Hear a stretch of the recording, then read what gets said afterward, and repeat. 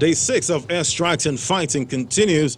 The Israeli Prime Minister Benjamin Netanyahu intent on making good on his promise to deal with enemies.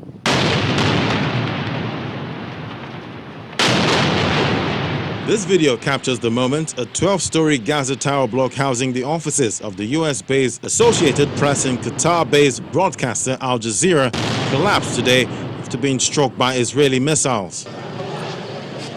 The journalist had asked for permission to retrieve equipment inside the building before it was hit. Thankfully, no one was in it. The owner of the building had been warned in advance of an impending missile strike, and the building had been evacuated. There were no injuries, and staff of the two organizations are said to be safe. They are the lucky ones, as many do not receive any warnings before the rockets make impact. Israeli fighter jets kept striking the Gaza Strip overnight and pre-dawn on Friday.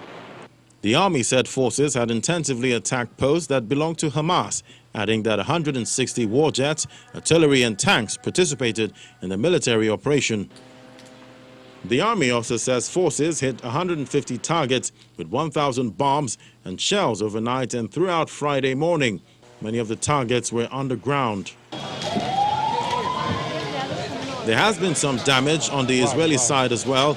A rocket struck a residential building in Israel's commercial hub suburb of Ramat Gan, killing one person.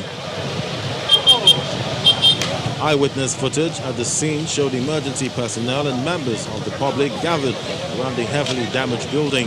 Violence overnight saw militants fire about 200 rockets at cities in Israel. A fresh barrage of Palestinian rockets rocked the Israeli city of Tel Aviv today. Thousands ran for shelter as sirens wailed repeatedly across the city. While international partners look to helping both sides resolve the crises, pro-Palestinian protests are growing beyond Muslim-majority countries. Hundreds have gathered in Tunisia, in Britain, in Germany, and even in Australia. Funerals have become an almost daily occurrence for the Palestinians, as over 140 people, including at least 39 children, have been killed in Gaza since the hostilities that began on Monday.